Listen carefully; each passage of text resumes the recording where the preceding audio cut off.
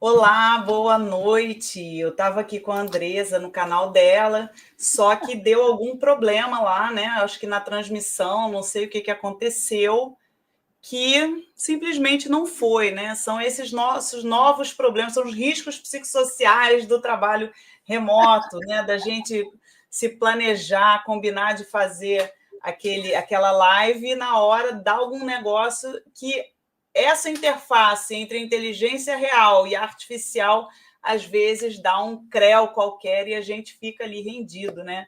Não consegue resolver. E aí, com vocês esperando, a solução ali pronta foi trazer para cá e, enfim, e aí depois a gente vê como é que faz para salvar lá no canal da Andresa. Então eu vou fazer o seguinte, vou passar para ela, que apesar de estar no meu canal, a anfitriã é ela, né? Chega aí junto que depois eu começo. Ana Luísa, muito obrigada pela tua gentileza. Quando eu fiz o convite para que tu pudesse participar e dividir um pouco do teu tempo sobre a tua experiência como auditora fiscal do trabalho e compartilhar aquilo que tu vens aí desenvolvendo de conhecimento, principalmente prático, sobre riscos psicossociais no trabalho e a nova redação da NR1, como que a gente vai aí, na prática, fazer realmente esse gerenciamento de riscos. Então, eu acredito que hoje tu deve estar encerrando aí o teu ciclo de compromissos que tu tivesse a semana inteira de trabalho, eventos, e prontamente tu dividiu aí teu tempo comigo para que a gente pudesse solucionar e trazer luz para algumas questões, porque uma das questões que me ficou muito claro, eu retornei esse segundo semestre, depois de um período em Portugal, e eu recebi uma avalanche de perguntas e dúvidas referente às questões que envolvem o gerenciamento de riscos psicossociais no trabalho. Não só os riscos físicos, biológicos e químicos, mas também agora essas questões que envolvem os riscos psicossociais. Então, uma primeira pergunta que eu queria, então, já que a gente atrasou um pouquinho por conta do outro problema que teve no meu canal, mas que bom que a gente teve essa possibilidade rapidamente de se adequar, eu queria começar te fazendo a seguinte pergunta: quais são as principais mudanças que a gente vai enfrentar com essas alterações na redação da NR1? O que tu tens para trazer para a gente? Andresa, então, primeiro, agora de verdade, vou te dar outro boa noite, dar boa noite aí para o pessoal que você trouxe para essa discussão. Vou te agradecer pelo convite de fomentar essa discussão de um tema que, para mim, é um dos temas mais caros dentro do mundo do trabalho, do mundo da segurança e saúde, né? Que é a questão da saúde mental. Especificamente porque, como eu trabalho todo santo dia com segurança e saúde no trabalho, e estou ali junto dos profissionais que desenvolvem esse serviço, dos trabalhadores, dos sindicatos, dos donos das empresas, eu vejo que uma das grandes dificuldades de todo esse público, eu vou chamar esse conjunto desse público de todos os atores que atuam no mundo dos riscos ocupacionais e dos riscos psicossociais.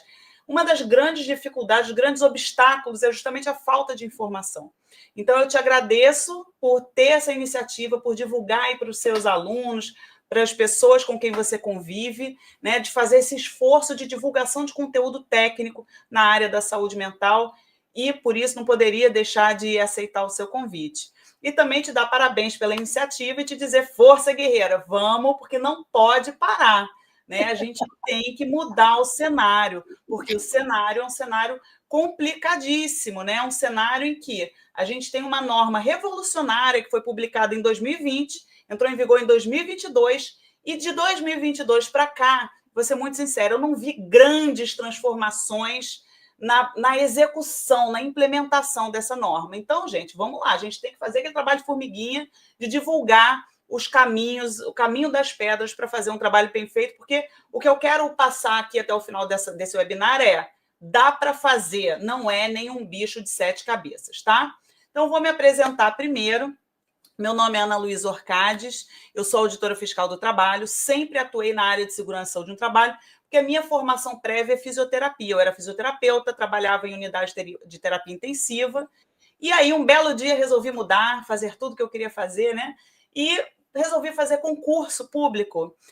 Fiz concurso para auditor fiscal do trabalho, comecei trabalhando no Acre, mas como eu sempre trabalhei dentro de hospital, e eu gosto, né? E eu não sei o que o povo tem, que tem um medo, um arrepio de entrar em hospital, sempre fiscalizei o hospital e acabei me especializando na inspeção de segurança e saúde em serviços de saúde.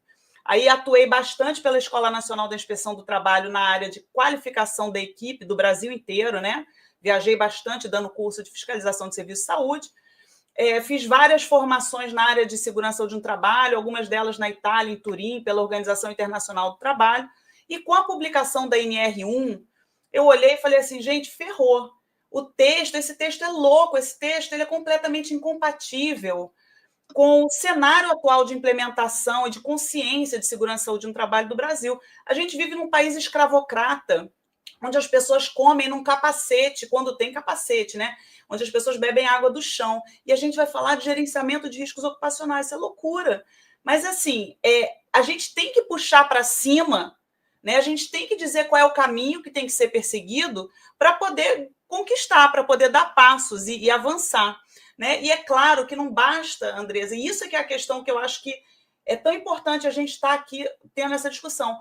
Não basta publicar uma norma e magicamente o mundo vai se transformar e todos irão gerenciar riscos. Não é assim. A gente tem que enfrentar uma questão cultural. A gente tem que criar, construir uma cultura prevencionista no Brasil. E o que a gente está fazendo aqui é isso, né? É ajudar na construção de uma cultura prevencionista.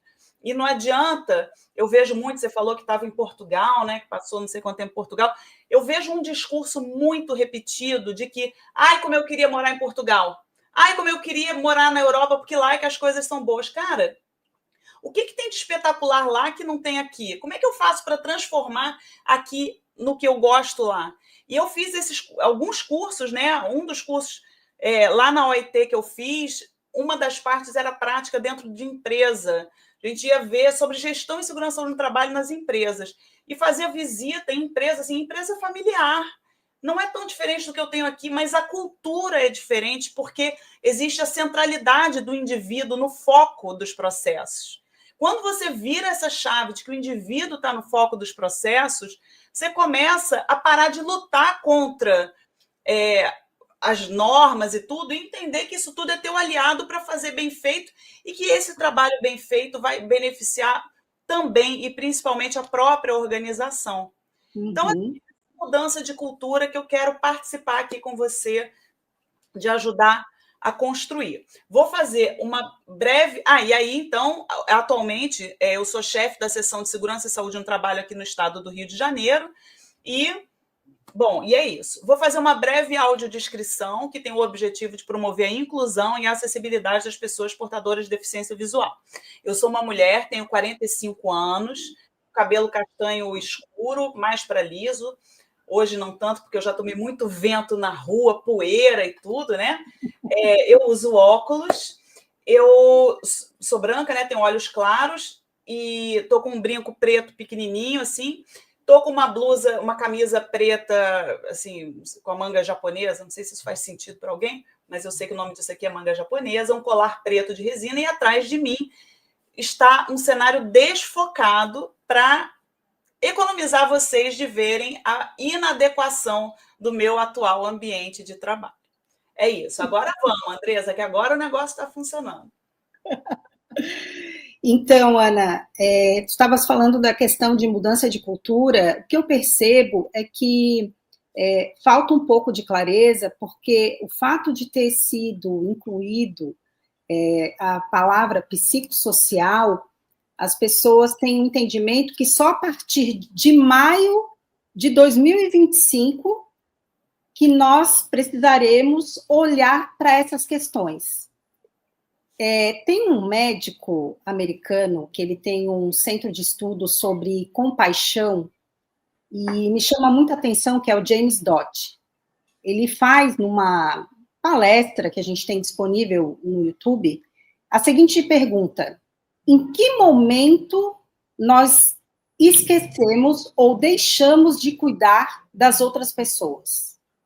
Se a gente for levar isso para o mundo do trabalho, Em que momento a gente deixou de lado as pessoas e não as colocando em primeiro lugar?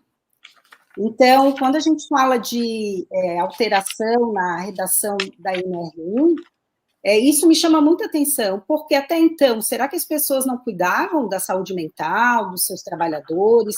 Só estavam preocupados com os riscos psicológicos, químicos, físicos?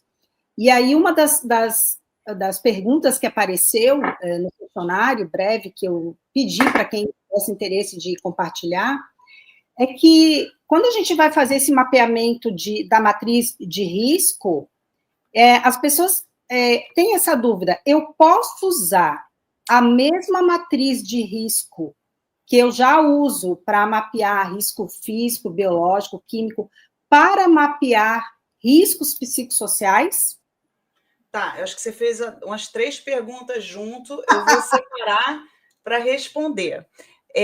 Primeiro, gente, quem se propõe a atuar na área de segurança e saúde no trabalho tem que entender que o objeto do seu trabalho é a vida do trabalhador, a integridade física do trabalhador. E quando eu falo de promoção da saúde, eu tenho que entender, eu não posso ter dúvida, tá? Ninguém que atua na área de prevenção, de segurança do trabalho, pode ter dúvida sobre o que significa o conceito de saúde.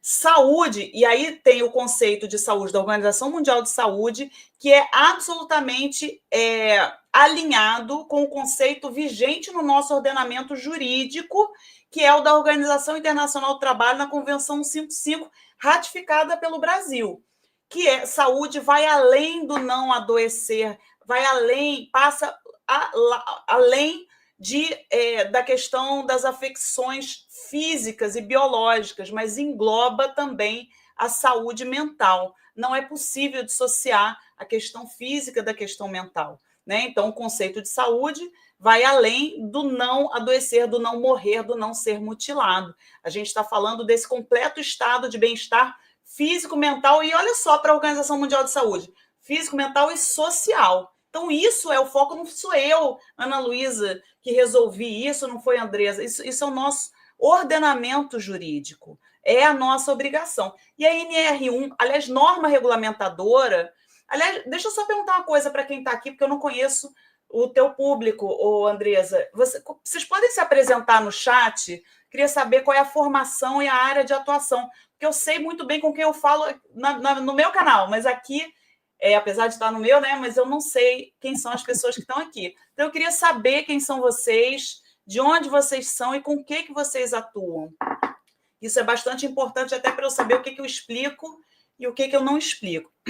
Mas, assim, tudo o que um ator social da área de segurança e saúde no trabalho faz tem que ter um embasamento jurídico e técnico ou científico. Eu não posso fugir disso. As minhas certezas, as minhas decisões, meu processo de tomada de decisão, ele tem que ter um embasamento jurídico e técnico e científico. Quando eu falo de embasamento jurídico, e eu estou falando que as organizações elas têm que cuidar da segurança e saúde dos trabalhadores, isso não nasceu com a NR1 nem com a NR nenhuma, porque as normas regulamentadoras são publicadas por meio de portaria. Quem tem uma noção jurídica vai saber, né, que portaria não é lei e não cria obrigação. Quem cria obrigação é a lei. E no nosso ordenamento jurídico, a gente tem a Constituição Federal e as convenções e acordos internacionais ratificados pelo Brasil, ali na mesma altura da Constituição Federal, e abaixo disso a gente tem as leis. Dentre as leis, a gente tem o Código Civil, que cria obrigações com relação à obrigação de reparar se existe um dano entre uma ação se existe um nexo entre uma ação e o dano, e a gente tem a legislação trabalhista. Segurança e saúde no trabalho é aquela interseção entre uma legislação uma legislação trabalhista, uma legislação da responsabilidade civil e também a questão do direito ambiental do trabalho e ainda os documentos técnicos. Eu tenho que saber isso tudo, é bastante responsabilidade lidar com segurança e saúde no trabalho. Demanda uma elevada qualificação do profissional. Mas não tem como fugir disso, gente, não tem como fugir. Então, o que é a obrigação, de onde vem essa obrigação de cuidar da saúde do trabalhador, da segurança da saúde? Vem da responsabilidade civil do contratante com relação ao contratado. O contratante, ele não pode causar nenhum tipo de dano. Se houver um dano entre um contratante e causado por algum objeto do contrato, o contratante tem a obrigação de reparar. Se eu estou falando de trabalhador, o empregador, o contratante empregador não pode causar um dano ao seu empregado. Se houver algum tipo de dano, nasce a obrigação de reparar. Então, essa obrigação não nasce de norma regulamentadora, ela vem da responsabilidade civil do empregador, tá certo, gente? E aí a gente tem a CLT, que é a Consolidação das Leis do Trabalho, que deixa ali a reserva legal, né, para que, a partir de portarias, se determine como é que as obrigações que estão contidas lá na CLT têm que ser exercidas. E para isso, e aí é que eu tenho espaço das normas regulamentadoras, mas vocês têm que entender o seguinte, elas não criam obrigação. A obrigação ela existe independentemente da NR1. E a publicação da NR1, lá atrás, né, lá em 2020, trazendo essa obrigação de revolucionar a forma como a segurança e saúde no trabalho acontece no Brasil, essa revisão ela se deu pelo seguinte motivo, Andresa. O Brasil é mega adoecedor e mega acidentador. Não existe um número que possibilite a gente comparar, né, em matéria de acidente de doença relacionada ao trabalho com outros países, porque as nossas estatísticas elas avaliam os acidentes e doenças relacionadas ao trabalho de acordo com o conceito jurídico brasileiro de acidente e doença relacionada ao trabalho. Mas isso muda de um país para o outro, que o povo gosta de falar, Brasil é o quarto do mundo. Não existe esse número. Não dá para comparar banana com maçã, entendeu? Mas fato, gente, é que morre-se bizarramente e de forma grosseira e adoece-se de forma grosseira, à toa, todos os dias nos ambientes de trabalho. Todo santo dia. E aquilo que os números que existem no Brasil demonstram é a ponta da ponta do iceberg. Porque isso que a gente está discutindo aqui, por exemplo, que é saúde mental, gente, não tem número sobre isso, não se notifica agravo mental decorrente do trabalho. Sabe? O que a gente tem é um cheiro de churrasco que está acontecendo a 3 quarteirões.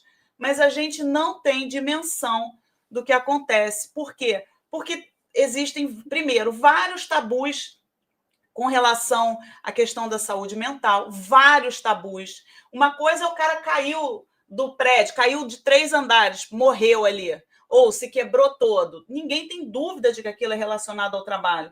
Pô, eu meti minha mão na máquina, minha mão foi amputada. Eu vou contar para todo mundo que foi no trabalho. Agora, o adoecimento mental, as pessoas se protegem, né? Elas não querem que ninguém saiba, elas custam a entender que elas mesmas estão doentes, por mais que muitas vezes estejam altamente disfuncionais. Mas ainda assim, existem muitas barreiras que a gente, através desses momentos de discussão, precisa ir superando com relação à saúde mental. A gente tem que promover cultura nessa matéria, né? De saúde mental. E aí, respondendo à tua pergunta inicial, a NR1 não traz nenhuma obrigação nova, ela só explica melhor qual é a obrigação que já existe decorrente lá da responsabilidade civil do empregador. A NR1, vigente hoje, ela fala o seguinte, tem que gerenciar riscos ocupacionais. E ela não restringe, ela não fala tem que gerenciar riscos ambientais. Riscos ambientais são aqueles decorrentes da exposição aos agentes ambientais, que são os fatores de risco químico, físico e biológico, que era para a galera assim, que não nasceu ontem, né, que não chegou agora no planeta, no prevencionista, era o tal do finado PPRA, que não existe mais. Agora a gente tem um tal de um PGR que traz a obrigação de sistematizar a forma de identificação, avaliação e controle para os riscos ocupacionais, quaisquer que sejam as suas espécies. Né? E aí, essa nova redação que entra em vigor só no ano que vem, que o povo está falando como se fosse criar a obrigação de gerenciar os riscos psicossociais, ela não muda nada. Ela só veio de uma necessidade de explicar melhor o que está escrito. Porque lembra que eu falei que simplesmente brotar uma norma não vai fazer com que haja transformações. O objetivo é a transformação. O objetivo é que as pessoas compreendam e executem. Então, essa nova redação, ela vem basicamente para melhorar a compreensão do administrado, né, do caso de vocês, com relação ao que já existe de obrigação na norma. Então, não haverá uma nova obrigação. E com relação à forma de avaliar, né, que foi a outra pergunta que você fez, é da mesma forma? Gente, você tem que... A norma deixa você livre para escolher quais as ferramentas e técnicas indicadas para a avaliação de nível de risco ocupacional. Quando você vai construir o programa de gerenciamento de riscos, você vai escolher, você, né, a organização, com base em critérios técnicos, uma das milhares de ferramentas de gerenciamento de riscos que são fortemente aplicáveis para nível de risco ocupacional. Você tem que inventar a roda? Não. Busque pela simplicidade. Não invente a roda.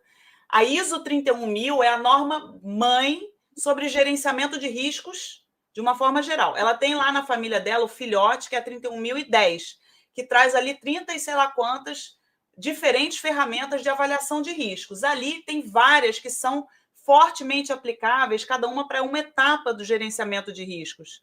E uma dessas ferramentas é a matriz probabilidade e severidade, que é o que todo mundo vem elegendo de forma acertada, né, para gerenciar riscos, que ela tem que ser, se você elegeu aquela ferramenta, que você não é obrigado, mas se você elegeu qualquer uma que seja, ela tem que ser a ferramenta que vai condensar as avaliações.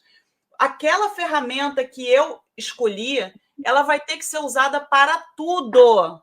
Para tudo. Por quê? Porque o indivíduo é um só. Eu tenho que ter uma métrica. O meu método tem que ter reprodutibilidade ao longo do tempo. E tem que ter rastreabilidade para tudo que eu inseri ali. Então, eu vou escolher uma ferramenta, eu vou usar para tudo. Agora, se existe uma ferramenta obrigatória? Não. Por exemplo, indústria química tem ferramentas que são desenvolvidas para a indústria química. Então, assim, não tem uma regra, mas a minha sugestão, não tenta inventar a roda, vai pelo simples que você vai conseguir, né, acompanhar. É muito difícil, o Robson está perguntando, qual a ferramenta para avaliar o risco psicossocial? É aquela ferramenta. Quando você fala avaliar risco, vai lá na ISO 31000. Tem várias etapas, né, do processo de avaliação de riscos. Você precisa entender que esse processo de avaliação de riscos, você vai ter que escolher uma ferramenta, né, que é a ferramenta que vai conduzir todo esse processo, que você vai escolher para riscos químicos, físicos, biológicos, o que quer que seja, e a partir daí, cada um, você pode usar outras ferramentas para complementar a avaliação. Então, assim, o que você não pode é pirar, né? Dar a doida e usar um monte de maluquice, cada coisa num lugar diferente. Por quê? Porque você tem que entender, e aí, gente, o profissional de SST tem que se qualificar necessariamente, tem que ter qualificação. A gente não toma decisão com base em orelhada, com base no eu acho. Eu tenho que ter uma motivação técnica e científica para tomar as minhas decisões. Escolhi a ferramenta matriz de probabilidade e severidade, o que eu vou fazer? Lá na ISO 31010, a norma, ela fala quais são os pontos fortes e os pontos fracos dessa ferramenta. Qual é a minha obrigação, no caso, a minha, você, tá?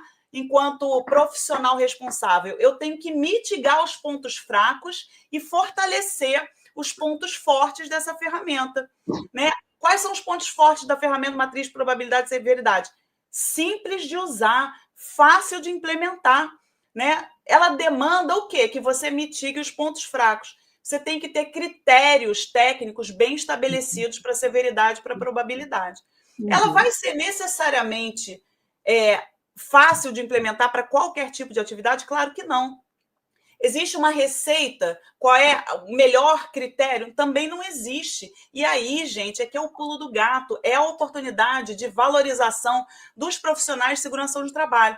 Você é o protagonista desse processo. É o profissional de segurança de um trabalho bem qualificado que consegue mostrar e trazer assim, para a parte da compreensão, principalmente dos gestores, que o gerenciamento de riscos ocupacionais está ao alcance de qualquer organização. Mas, gente, não dá para fugir. Tem que estudar. E aí eu vou aproveitar e sugerir, existe, para quem escolher a matriz severidade e probabilidade, tem uma matriz que foi publicada na revista da ENIT número 6. Nessa revista da ENIT número 6 tem um estudo que demonstra o passo a passo para desenvolver uma matriz e traz uma matriz pronta, gente, uma matriz pronta, validada, que passou por todos os processos estressores e funciona. Você não precisa inventar outra, usa aquela, né? Porque ela vai ser interessante, ela vai te facilitar. As fraquezas do método já foram mitigadas naquela matriz. Mas lembrando, o indivíduo é um só. Não adianta eu pensar que eu vou avaliar risco físico com uma ferramenta, risco biológico com outra ferramenta, e que a parte da saúde mental é um bicho de 7 cabeças e que eu vou tomar decisões com base no nada. Não é assim, tá? Da mesma forma que para um fator de risco, por exemplo, ruído, né, um agente físico, eu vou ter uma métrica para determinar severidade e probabilidade, eu tenho que ter um embasamento técnico para falar severidade relacionada ao agravo correspondente, probabilidade relacionada às medidas de controle ou avaliação quantitativa. Para riscos psicossociais, que está dentro da ergonomia, que é uma das áreas, um dos braços da ergonomia, é a mesma coisa. Critério técnico e científico. Severidade, qual é o agravo à saúde relacionado àquele agente? Né? Onde que eu busco isso, Ana? Cara, literatura técnica e científica. Ai, Ana, mas eu não faço a menor ideia, eu não sei isso. Como é que eu vou fazer? Estuda, procura profissionais que saibam, né? Monta uma equipe multidisciplinar, porque isso não é trabalho de um só. Eu, particularmente, eu não falo nada que eu não tenho certeza, eu não boto meu carimbo, nem existe mais carimbo, né? Eu não assino uma coisa que eu não garanta aquele negócio que eu estou falando. Eu tenho muita responsabilidade sobre qualquer coisa que eu abra a boca para falar. E vocês têm que ter isso também. Não sabe? Não fala, não escreve. Chama um profissional que saiba, se qualifica, estuda, porque não tem como fazer esse trabalho sem a qualificação necessária. O que eu vejo muito, gente, de errado? Já vou terminar, Andressa, que eu engato a primeira, a segunda, a terceira, né? E vai embora. O que eu vejo muito, gente? O pessoal já tem muita dificuldade para poder determinar a severidade e probabilidade para tudo, né? Para agentes químicos, para biológicos. Quando vem ergonomia, entra o achismo com um requinte, que as pessoas não têm vergonha de botar no documento as maiores barbaridades, né? Aí bota assim, olha só, quem já viu isso em algum lugar? Severidade, leve, por quê? Porque não mata, né? Não mata, não amputa, é aquele agravo à saúde que é invisível, que ele não tem cheiro, né? O estressor psicossocial, ele não tem cheiro, ele não faz barulho, ele não deixa marcas no ambiente, ele deixa marcas no indivíduo. Então, como você não vê e como aquele agravo geralmente demora a se desenvolver, o que acontece? Severidade, leve, mas eu quero lembrar o seguinte, a saúde mental, ela está associada a adoecimentos altamente incapacitantes para o indivíduo. Altamente incapacitantes, associado à incapacidade, muitas vezes permanente ou prolongada, afastamentos reiterados. Essa incapacidade não se restringe ao ambiente de trabalho, essa incapacidade entra para a vida daquele indivíduo. Né? Então, você transforma profundamente a personalidade daquele indivíduo através da exposição aos fatores de risco psicossociais. A severidade é altíssima. Você tem ali, nos casos mais extremos, o burnout, que é essa síndrome do esgotamento mental, né? A tradução de burnout, consumir-se em chamas. A pessoa fica absolutamente incapaz para o trabalho e nem todas conseguem retornar, né, a um status de produtividade. E você tem, gente, a ideação suicida e o suicídio propriamente dito. Fiz várias análises de suicídios relacionados ao trabalho e, assim, para um suicídio relacionado ao trabalho, você tem um sem número de... Tem aquela pirâmide de Beard, né, assim, dos acidentes, mas tem a questão da saúde mental. Você tem um número enorme de ideação suicida, e vai lá para baixo, depressão, estresse na base da pirâmide. A gente tem que tratar a base da pirâmide. E a gente tem que tratar a organização do trabalho, para que essa organização do trabalho não adoeça ninguém. Qual é a ferramenta que o pessoal está perguntando aí no chat? Amigo, depende. Eu não vim aqui para trazer nada mastigado. Você que vai ser o protagonista. Eu até, assim, eu publiquei um estudo lá na revista da INIT também, que é um estudo que fala sobre algumas ferramentas existentes na área de avaliação de riscos psicossociais. Qual é a melhor? Depende. Você vai ter que avaliar para o seu caso concreto. Qual é o tipo de fator de risco a que o trabalhador está exposto? Porque existe aí uma montanha de diferentes fatores de risco e, assim, não tem métrica, não tem receita, tá, de bolo. Leonardo, revista da ENIT, Escola Nacional da Inspeção do Trabalho, tem uma revista por ano, foi na revista número 6. Procura lá meu nome, que vai aparecer direto. Você pode buscar Ana Luísa Orcades, riscos psicossociais, alguma coisa assim no Google, que já sai, tá? Porque esse artigo, assim, teve uma repercussão bem legal, que veio justamente em resposta a uma demanda de que, meu Deus, o que eu vou fazer? Não sei. Tá, vamos organizar os pensamentos para poder dar um norte, né? Nossa Senhora, falei muito, Andresa. Deixa eu tomar meu golezinho aqui. Toma tua água. Deixa eu ver aqui. Deixa eu tomar meu golezinho de água aqui, peraí. Eu tenho aqui salvo o teu artigo. Deixa eu ver para passar o nome, artigo Ana Luísa Orcades. Para quem está perguntando. Depois a gente compartilha, mas é só botar no Google, é tranquilo.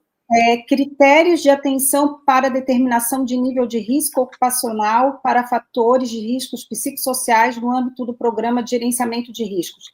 É um excelente artigo, eu que tenho uma veia aí acadêmica forte na pesquisa, esse artigo da Ana Luísa tem sugestões de ferramentas validadas. Acredito que um aspecto muito importante que a Ana Luísa traz aqui é que muitas vezes a gente vai recriar a roda e a gente já tem instrumentos validados. Isso é muito importante, a gente ter um método de trabalho e ter aí acesso a instrumentos, ferramentas que a gente já passou por toda análise estatística, a gente já consegue ter uma noção do quanto a gente pode replicar esse documento. E uma das coisas que também é importante, Ana, que tu trouxeste aqui, quando a gente vai fazer a aplicação de alguma ferramenta, ela tem que passar por um processo inicial de aplicação e depois a gente tem que mensurar isso depois, o resultado final. A gente não tem que o tempo todo ter que encontrar novas ferramentas, a gente tem que ter um padrão, um plano de ação. Isso é muito importante. Quem conhece ferramenta da qualidade, nem que seja um plano de ação inicial para você entender por meio de um 5W2Hs, né? O que fazer, como fazer, o custo, o que vai envolver. E uma das perguntas que também apareceu, foram várias perguntas, mas assim foi recorrente, que a Ana Luísa trouxe. Equipe multiprofissional. Uma das perguntas que apareceu é mensurar, ter noção aí dos aspectos que envolvem dentro da organização, que vai mitigar aí o adoecimento ocupacional. Quem é que tem competência para isso? É o médico? É o psicólogo? Ótima pergunta, não, ótima pergunta. É uma pergunta realmente recorrente. Então, primeiro eu vou falar o seguinte, gente. Quando eu estou falando de riscos psicossociais, eu estou falando, vou repetir, já falei isso 2 vezes hoje, vou falar a terceira, de um braço da ergonomia. E eu tenho uma norma regulamentadora que se chama o quê, gente? Ergonomia.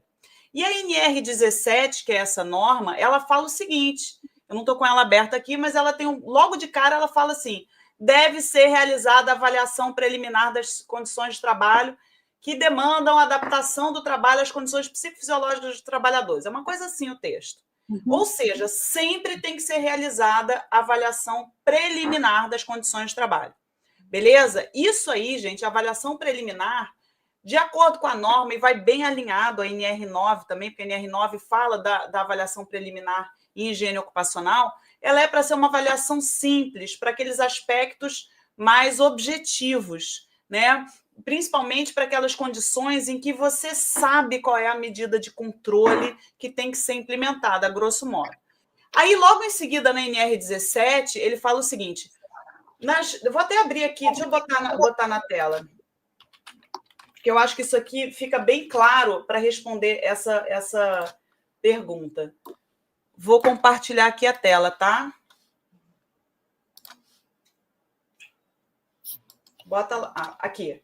Lá na NR17, então, ela começa falando isso aqui, ó. Tem que realizar a avaliação ergonômica preliminar, tá? Aí depois ela fala o seguinte: essa avaliação ergonômica preliminar pode ser realizada por meio de abordagens qualitativas, semi-quantitativas, quantitativas ou combinação dessas. Você faz como você quiser, desde que você registre isso.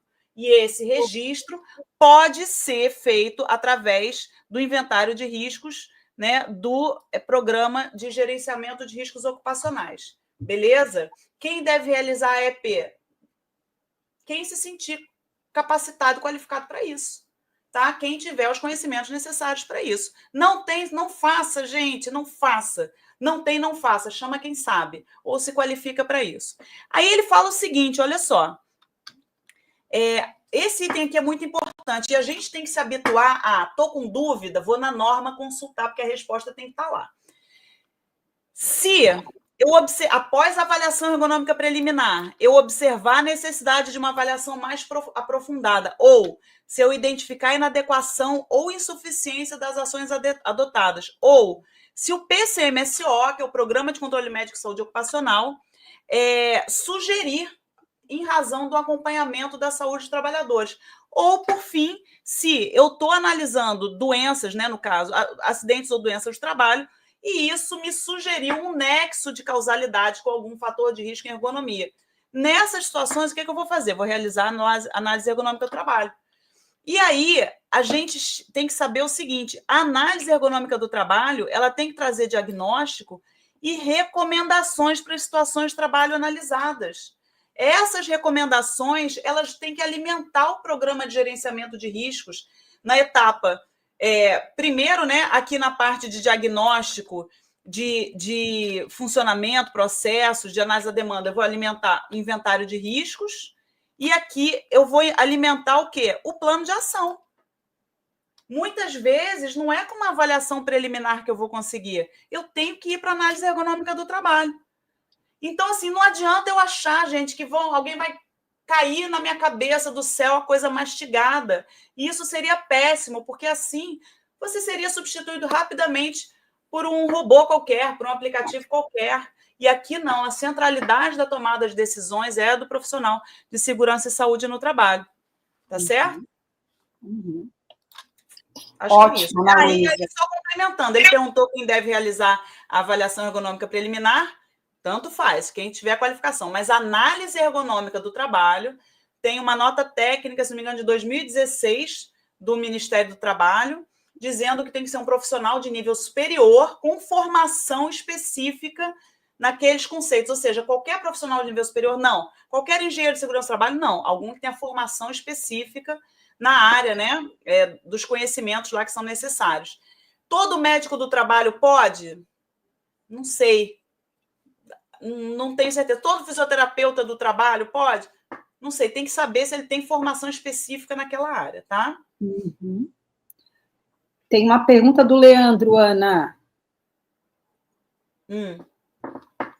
Ana, devo incluir... Ai, gente, eu esqueci que eu estou no meu perfil, sou eu que boto as coisas na tela, gente, desculpa. Eu estava vendo as perguntas, mas eu não estava me lembrando disso. Devo incluir os riscos psicossociais? Gente, eu não sei, Leandro, o que você quer dizer com serviços específicos, mas sempre que você tiver uma pergunta relacionada a fatores de risco psicossociais, você troca na sua pergunta e bota a palavra ruído. Se na palavra ruído a resposta for sim, a resposta é sim para riscos psicossociais também, tá certo? Identificar perigos, tem que identificar os fatores de risco psicossociais na identificação de perigos, necessariamente, tá? Ana, eu vou aproveitar essa palavra que tu utilizaste, perigo, para que tu possas falar um pouco sobre um aspecto que ficou muito assim latente também, porque as pessoas muitas vezes elas se sentem culpadas ou com medo de documentar os riscos encontrados.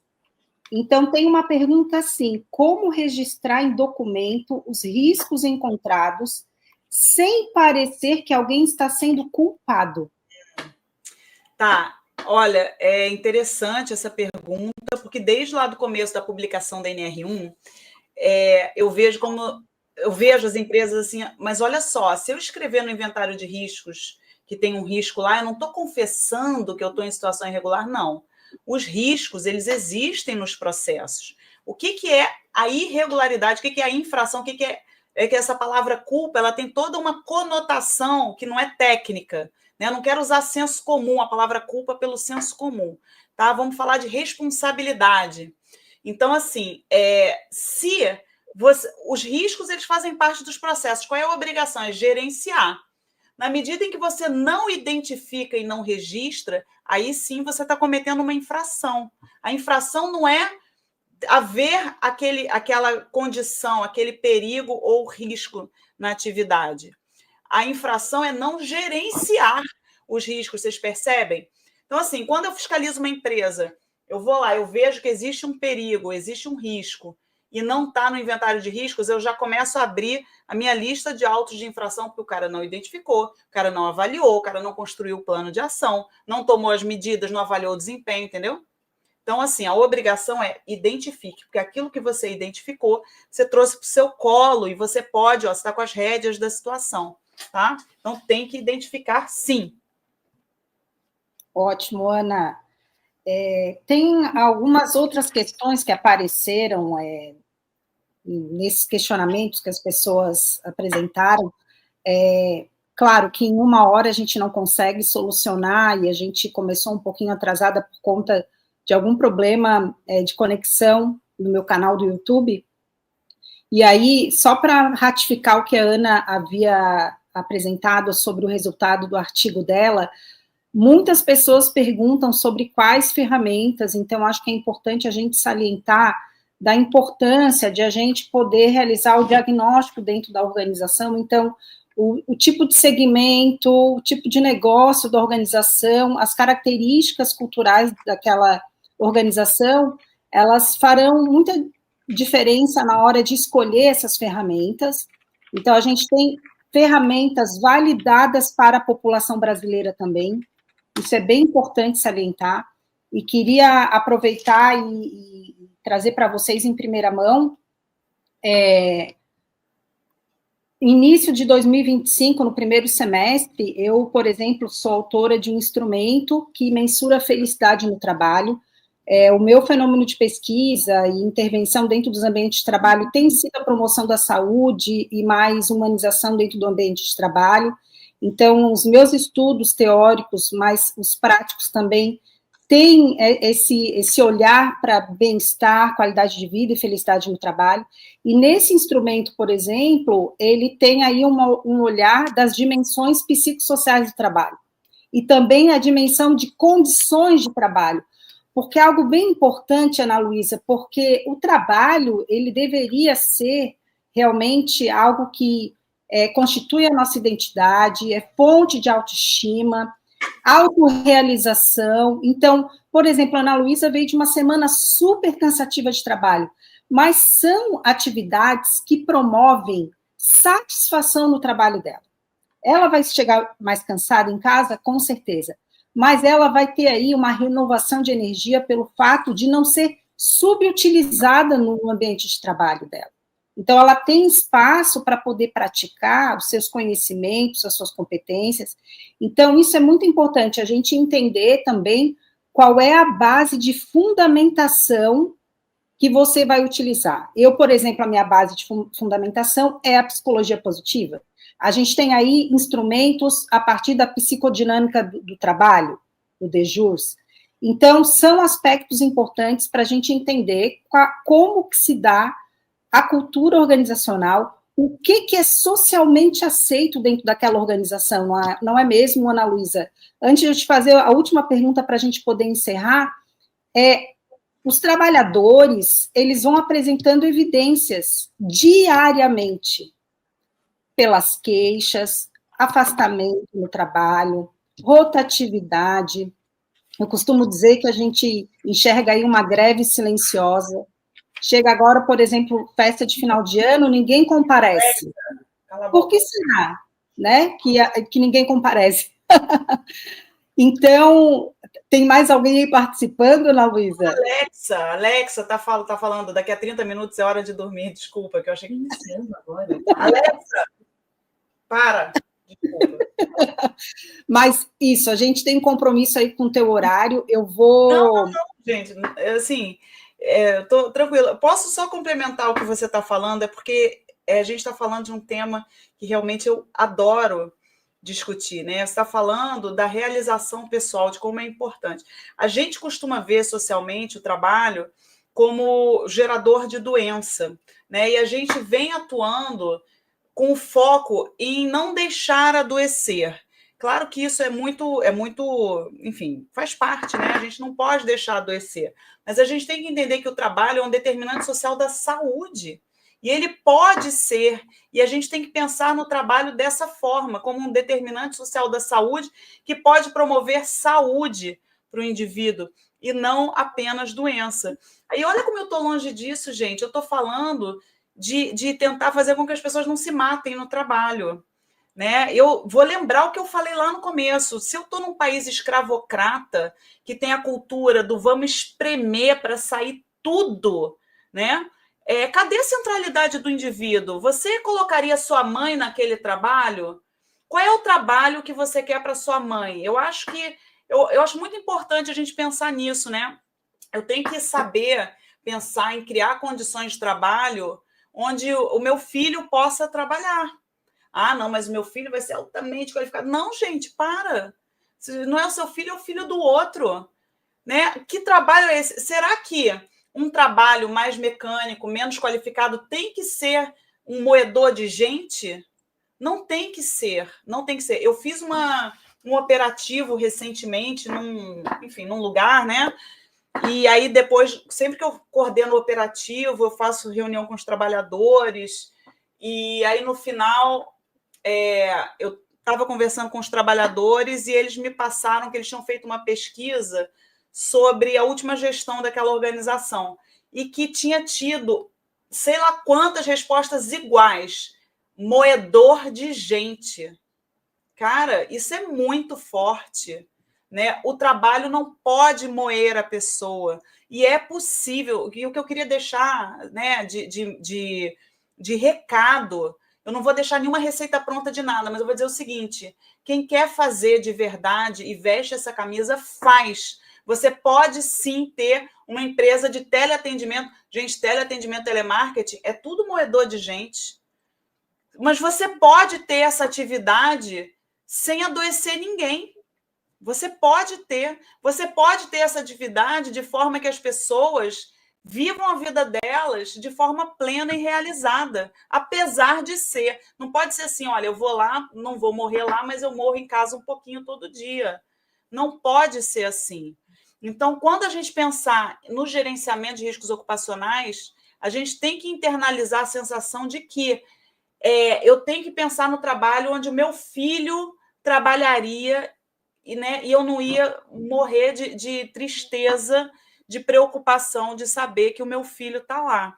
E isso não pode estar associado à qualificação, tá? Não pode estar associado à qualificação. O cara tem que ter pós-doc, só com nível superior. Não, qualquer tipo de trabalho, ele pode sim ser fonte, né, de uma vida feliz. Ele pode ser aquele lugar onde a pessoa passa, sei lá, 8 horas por dia e ali ela laços sociais, promove laços sociais, ela tem um ambiente positivo, né? Um ambiente que estimula enfim, a ser uma pessoa também produtiva fora do trabalho, né? Então, em qualquer tipo de atividade. E não é porque a atividade é altamente qualificada que isso vem naturalmente também.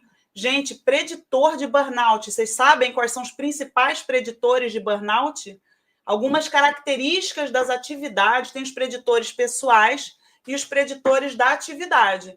Os preditores de burnout são, assim, muito aquelas atividades altamente qualificadas em que o indivíduo ele acaba tendo uma relação de dedicação com aquela atividade. Por exemplo, o cara é médico, né? Ele sua para fazer uma faculdade de medicina, ele entra na faculdade de medicina por por uma vocação pessoal, ele não consegue sair daquele negócio até ter burnout.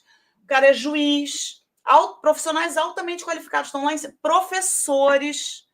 professores têm altíssima incidência de burnout. Por quê? Porque eles querem fazer aquele trabalho, né? Eles têm um compromisso, uma relação pessoal com observar o resultado, com ver a transformação.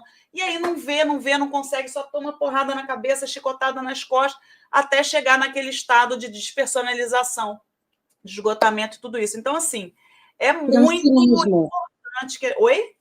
Queria um cinismo por algo que amava. Queria um cinismo. O cinismo não é a palavra do senso comum também, né? É o conceito técnico do cinismo. Ele acaba se distanciando e aquilo simplesmente deixa de fazer sentido. Eu tenho uma prima que é como se fosse minha irmã. Ela é médica. Ela é uma médica, gente. Ela é muito sensacional, sempre foi. E ela teve burnout, ela não consegue mais atender paciente. Ela dedicou a vida dela a ser melhor médica do planeta, médica de família, 1 milhão de pós-graduação diferentes. Não consegue mais atender paciente. Agora ela está numa função de gestão na prefeitura lá, porque ela não consegue, ela não tem mais condição. Ela passa mal quando imagina que tem que ver um paciente, sendo que aquilo era a motivação da vida dela. Isso é muito injusto com o profissional. Isso é muito injusto com a sociedade, que podia estar se beneficiando daquele trabalho que era maravilhosamente bem desenvolvido, né? Mas, enfim, isso aí é tema para outra live. Ana, para a gente poder fechar com chave de ouro, na prática, onde que a gente começa? Por onde que a gente começa o gerenciamento de riscos psicossociais? Perfeito. Eu acho que essa é uma ótima pergunta para a gente encerrar. Eu já sabia que, de alguma forma, ela ia aparecer. E eu quero dar uma dica, gente. O gerenciamento de riscos ocupacionais relacionados aos fatores de risco psicossociais, de novo, eu já falei isso também 2 vezes, vou falar a terceira. Sempre, se você tiver uma dúvida, pensa assim, e se fosse o ruído? O que eu ia fazer? Existem as etapas necessárias do gerenciamento de riscos ocupacionais, que é identificação, avaliação e controle, certo? Aqui vai ser a mesma coisa. Identificação, avaliação e controle. E eu quero trazer para vocês como referência, olha, que já estava aqui no gatilho, porque eu acho super importante divulgar isso aqui, a atualização que aconteceu recentemente, depois de décadas, da lista de doenças relacionadas ao trabalho. Essa atuação, além da questão da Covid, ela trouxe para dentro das listas de doenças relacionadas ao trabalho uma série de fatores psicossociais relacionados ao trabalho. Está lá na lista A, na parte 5, tá, gente? Consulta, eu fiz esse QR Code aqui, isso aqui é material de uma aula que eu dei ontem, no meu curso de gerenciamento de riscos ocupacionais. Esse é um dos slides. A gente busca trazer muita referência técnica para facilitar a vida do profissional. Então, aqui já botei um QR Code, depois eu passo aqui, né, para a Andresa o link direto, não tem problema, você pode dar um print aí da tua tela também. E ela já traz uma porção de fatores de risco psicossociais. Não é uma lista que esgota os fatores de risco psicossociais, tá certo? Ela tem alguns em que, epidemiologicamente, já foi constatado, olha que grave, o nexo entre a exposição a esse fator e um determinado agravo à saúde. Então, por exemplo, olha só, deficiências na administração de recursos humanos, deficiência nas formas de comunicação. Isso são fatores de risco que estão associados, tem esse F10, a transtornos mentais e comportamentais devido ao uso de álcool. Olha que coisa, né?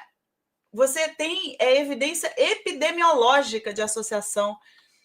Condições do ambiente de trabalho, deficiência em aspectos físicos, químicos, biológicos, não sei o quê, violência, assédio moral e sexual, discriminação, isso tudo são fatores de risco psicossociais. Tudo que está aqui na lista A, necessariamente, já é um ponto de partida para a sua identificação de perigos, tá? Começa dali. Você quer saber de onde começar? Começa daqui. Aí você vai para severidade e probabilidade. Severidade está mastigado já. Ele traz aqui o nome do agravo, e aí você vai ver na literatura técnica qual é essa severidade. Lembrando, né, do burnout, da ideação suicida e tudo isso, que estão associados, né, a uma severidade altíssima. E as medidas de controle, gente, vamos lembrar, né? A gente passou, já fez a escolinha do professor Raimundo e sabe que tem que respeitar a hierarquia das medidas de controle. Para eu poder dizer que a probabilidade é baixa, eu tenho que ter controles que agem na fonte. E a fonte não é o indivíduo, a fonte é a organização do trabalho, é a gestão. Então, assim, aqui não é uma aula de nível de risco ocupacional para fatores de risco psicossociais. Inclusive, eu comecei essa aula ontem, vou terminá-la na semana que vem, não que é Natal, né? No começo do ano que vem. Mas a gente tem que se prender a tudo aquilo que amarra o gerenciamento de riscos ocupacionais, também quando eu estiver tratando de fatores de risco psicossociais. Ana Luísa, muito obrigada. Foi fantástico a tua explanação. A gente poderia ficar horas aqui, mas em respeito...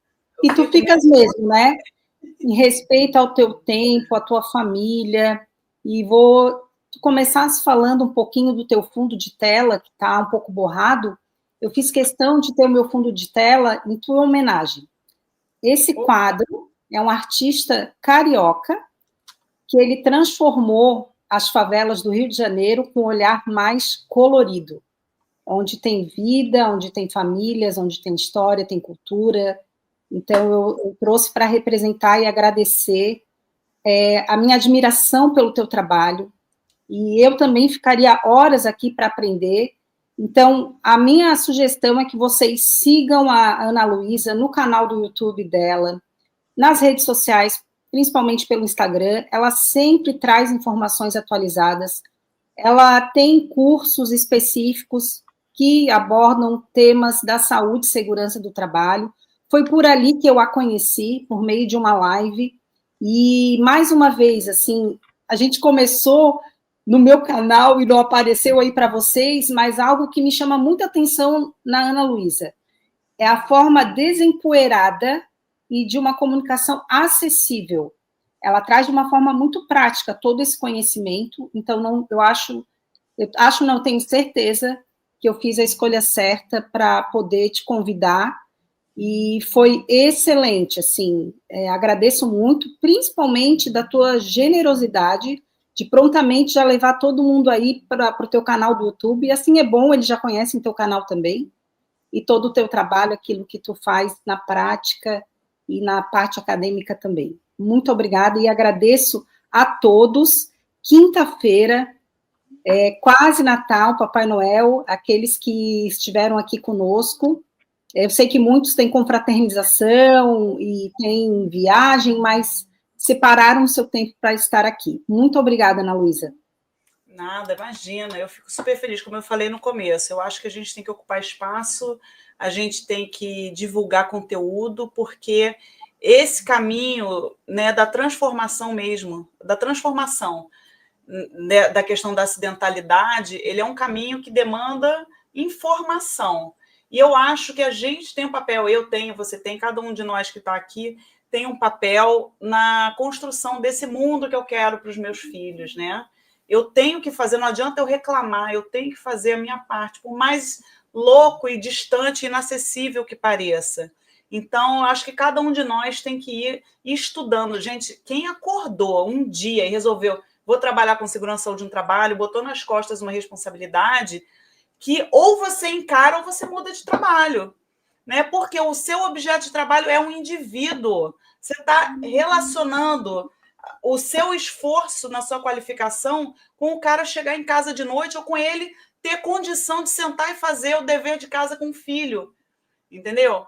Então, assim, é muito, muito importante que a gente se dedique na nossa qualificação. E aí, estou aqui, você que teve essa iniciativa, você que trouxe as pessoas, que chamou, né, que fez a divulgação, eu, claro, chego junto, podendo, né? Só te pedir para ser hoje, que eu tinha marcado para ontem. Ontem eu tinha aula, esqueci, porque está uma loucura esse fim de ano, mas estou à disposição para poder discutir esse tema. Como eu falei para vocês, é um tema muito caro para mim, muito caro para a inspeção do trabalho. Essa semana, Andressa, vou dividir com vocês. A gente teve o segundo encontro de segurança e saúde no trabalho, que foi sensacional, foi maravilhoso. Sabe aquele negócio que o processo dá tudo errado no caminho, mas aí você vai resolvendo e no dia, depois de dar tudo errado, dá tudo certo?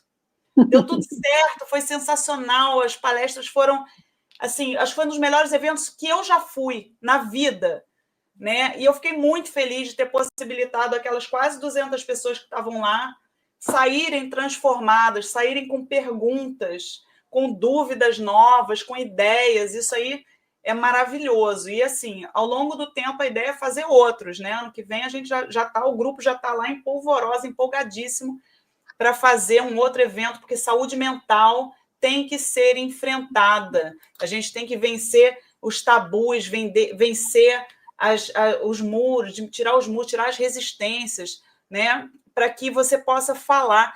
Andresa, há 10 anos não se falava isso que a gente está falando aqui. Né? A gente tem que poder falar, porque a pessoa tem que identificar, gente, será que isso está acontecendo comigo? Né? Para poder tratar. E é isso, eu quero, então, agradecer a todos que estão aqui, agradecer a você pelo convite e vamos seguir, estamos juntos. Obrigada. Pessoal, vou encerrar aqui, então. Quem não deu like, dá